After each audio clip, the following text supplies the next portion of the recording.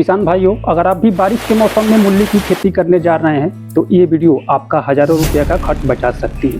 क्योंकि बारिश के मौसम में मूली का खेती करना आसान नहीं होता, बहुत सारा चुनौतियों का सामना करना पड़ता है। आप बारिश के मौसम में मूली की खेती सही तरीका से कर लेते हैं ना, ये मूली की फसल आपको अर्श से फर्श तक भी पहुंचा सकती है।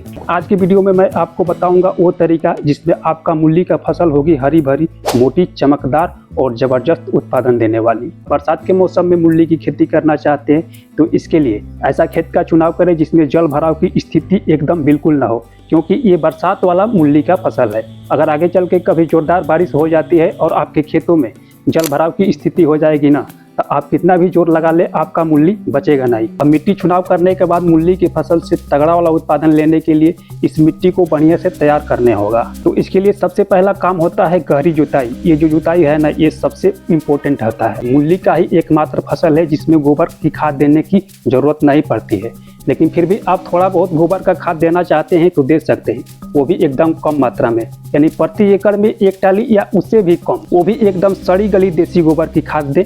कच्चा गोबर का खाद तो एकदम बिल्कुल नहीं देना है, नहीं तो फायदा की जगह नुकसान पहुंचेगा। बुआई का सबसे सही विधि होता है मेड विधि से बुआई करें। 15 से 16 इंच पर मेड बना ले और इस मेड के दोनों तरफ आप लोगों को हाथों से बीज की बुआई करनी है।